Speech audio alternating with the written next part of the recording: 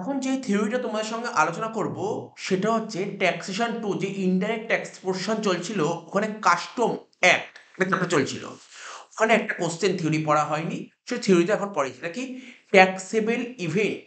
ঠিক আছে, কি বলছে, what is the taxable event under custom act. তো দেখো আমি তোমাকে বলি, এই কনসেপ্টটা একটু বুঝে নিই, তাহলে তুমি যাতে পরীক্ষায় যে থিওরিটা আসে তাহলে তুমি সুন্দর করে যাতে লিখতে পারো। বলছে ইন্ডিয়ান কাস্টম অ্যাক্টের মেন বেস কি, মেন বেস হচ্ছে ইম্পোর্ট অ্যান্ড এক্সপোর্ট, মানে আমদানি এবং রপ্তানি। কোনো গুডস, ঠিক আছে, আমাদের দেশে ইম্পোর্ট করা হলে, ঠিক আছে, কোনো গুডস আমাদের দেশে ইম্পোর্ট করা হলে বা কোনো গুডস মানে বাইরে বিদেশে এক্সপোর্ট করা হলে, ঠিক আছে, তবে সেটা ট্যাক্সেবল ইভেন্ট বলে মানা হয়। ঠিক আছে, মানে বিদেশ থেকে কোনো গুডস ইম্পোর্ট করলাম বা বিদেশে মানে বাইরের কোনো দেশ থেকে গুডস ইম্পোর্ট করলাম বা অন্য কোনো দেশে কোনো গুডস এক্সপোর্ট করলাম, তাহলে সেটাকে ট্যাক্সেবল ইভেন্ট বলে মনে করা হয়। ইম্পোর্টেড গুডস বা এক্সপোর্টেড গুডস এর ওপর ট্যাক্স চার্জ করা হয়, ইম্পোর্টেড গুডস বা এক্সপোর্টেড গুডস এর ওপর।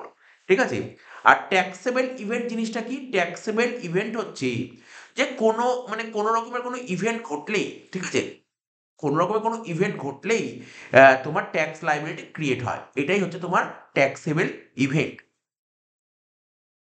আর আমরা যে কাস্টম অ্যাক্টের লটা পড়ছি, অ্যাক্টটা পড়ছি, আইনটা পড়ছি, সেই আইন অনুযায়ী, ঠিক আছে, ট্যাক্সেবল ইভেন্টের দুটো পার্ট, একটা হচ্ছে taxable event in case of imported goods, ঠিক আছে, ইম্পোর্টেড গুডস এর ক্ষেত্রে ট্যাক্সেবল ইভেন্ট, আর এক্সপোর্ট গুডস এর ক্ষেত্রে ট্যাক্সেবল ইভেন্ট।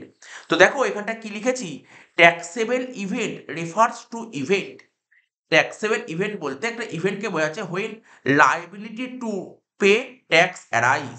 ঠিক আছে, তো লাইবিলিটি ক্রিয়েট হচ্ছে কখন ট্যাক্সটা অ্যারাইজ, বলছে when liability to pay tax arise in common parlance, liability to pay custom duty arise when goods are imported into India or goods are exported from India. But technically, it is discussed under section কোথায় আছে 15 এ discussion করে, section 15 এ কি বলেছে, importation হলে section 15 আর তোমার exportation হলে তোমার section 16। ঠিক আছে, এইবার আমরা লিখবো সেকশন 15টা বলবো, সেকশন 15টা একটু বড় আছে, তারপর সেকশন 16টা বলবো। সেকশন 15 কি বলেছে, taxable event in case of import. ইম্পোর্টের ক্ষেত্রে ট্যাক্সেবল ইভেন্টটা কি হয়, ইম্পোর্টের ক্ষেত্রে ট্যাক্সেবল ইভেন্টটা কি হয়।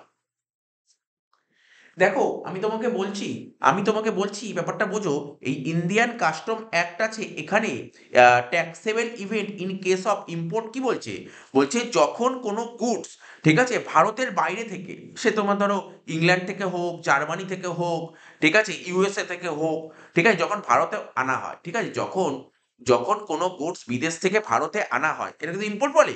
ঠিক আছে, আর এখানে ভারত মানে এখানে ভারত বলতে কি বোঝায়, ইন্ডিয়ান টেরিটোরিয়াল ওয়াটার।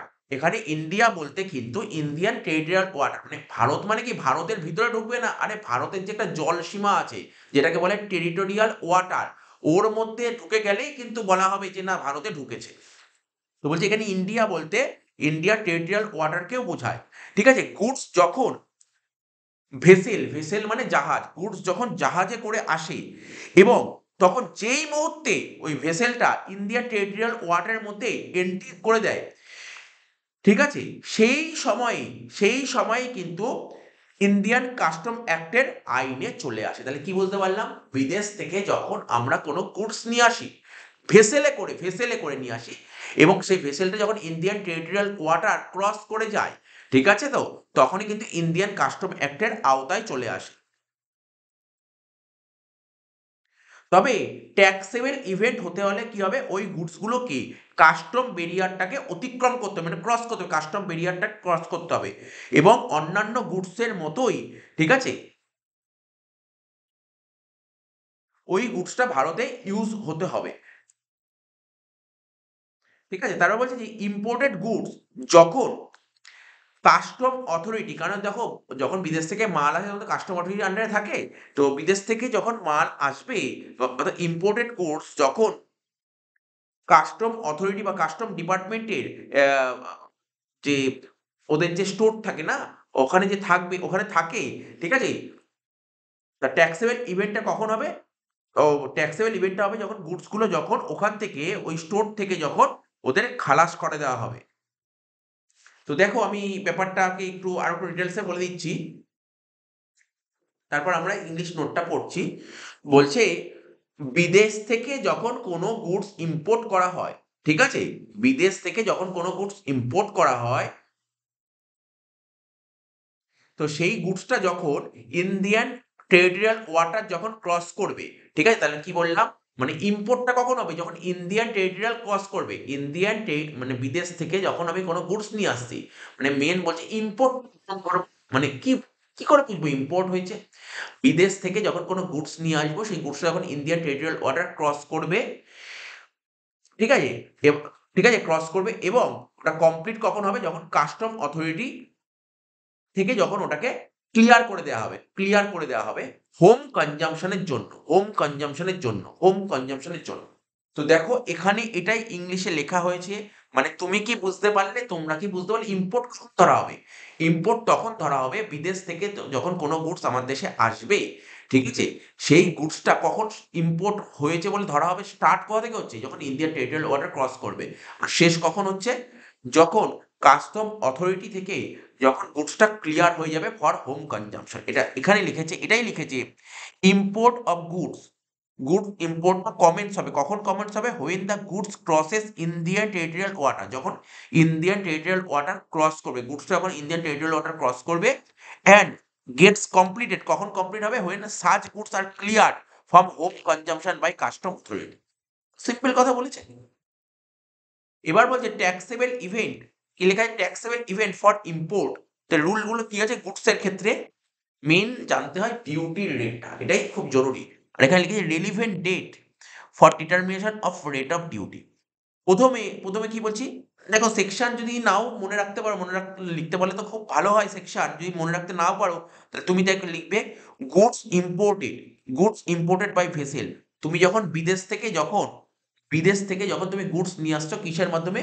ভেসেলের মাধ্যমে। আর ব্যাকেট লেখা কাস্টম পোর্ট, ঠিক আছে? সেক্ষেত্রে কত পার্সেন্ট ডিউটি চাপানো হবে?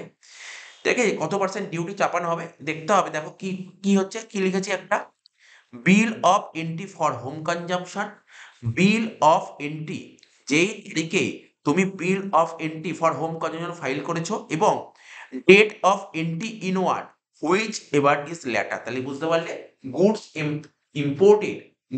ইম্পোর্টেড বাই ভেসেলের মাধ্যমে যখন গুডস নিয়ে আসছো, তখন কি হবে? তখন হচ্ছে তোমার bill of entry for home consumption আর ডেট অফ এন্ট্রি ইনওয়ার্ড, ঠিক আছে?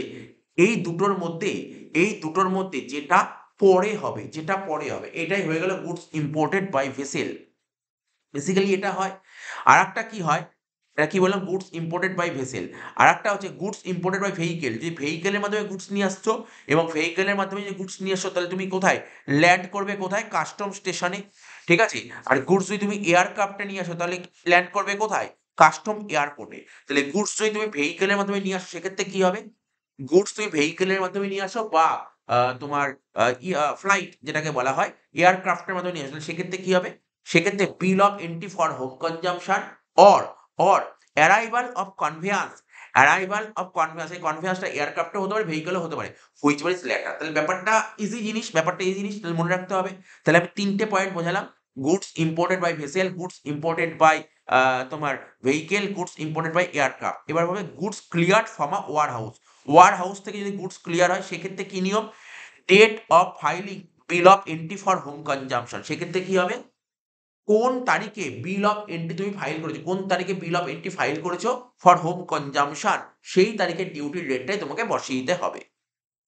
আচ্ছা, বাকি অন্যান্য সমস্ত গুডসের ক্ষেত্রে date of payment of custom ডিউটির পেমেন্টের ডেট অফ পেমেন্ট, ঠিক আছে? যেই তারিখে তুমি পেমেন্ট করছো কাস্টম ডিউটি, সেই তারিখে কি রেট ছিল। ব্যাগেজের ক্ষেত্রে কোনো 15 অ্যাপ্লাই হবে না, ঠিক আছে? ইম্পোর্টেড বাই পোস্ট, এর ক্ষেত্রেও 15 অ্যাপ্লাই হবে না। এবার হচ্ছে পড়বো কি taxable event in case of export. Sir export কখন হবে? আরে এক্সপোর্ট কিছুই না। এক্সপোর্ট তো তুমি ভাবো এক্সপোর্ট কখন স্টার্ট হবে, ঠিক আছে? কখন এক্সপোর্টটা স্টার্ট হবে আর কখন এক্সপোর্টটা এন্ড হবে, এটা তোমাকে মাথায় রাখবে। এক্সপোর্ট কখন স্টার্ট হবে আর এক্সপোর্ট কখন এন্ড হবে।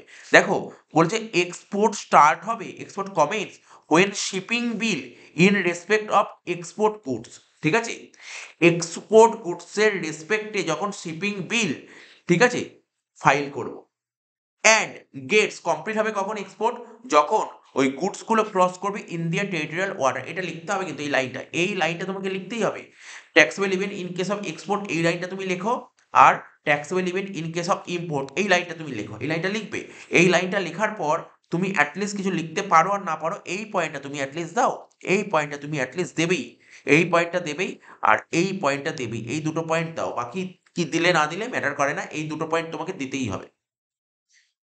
এখানে কি বলছে, ট্যাক্সেবল ইভেন্ট ফর এক্সপোর্ট কি বলছে, এটা সেকশন 16 বলেছে, বলছে গুডস এন্টার্ড ফর এক্সপোর্ট, এক্সপোর্টের জন্য যদি গুডস এন্টার্ড করে, এক্সপোর্টের জন্য গুডস এন্টার করে, তাহলে সেক্ষেত্রে কি হবে, লিও, লিও, সেক্ষেত্রে লিও ডেটটা মানে let export order, let export order, ঠিক আছে, লেট এক্সপোর্ট অর্ডার, এটা হবে লেট এক্সপোর্ট অর্ডারের ডেট, ঠিক আছে, ওই ডেটের যা ডিউটি ছিল। নেক্সট বলছে অল আদার, অন্যান্য সমস্ত গুডসের ক্ষেত্রে date of payment of duty,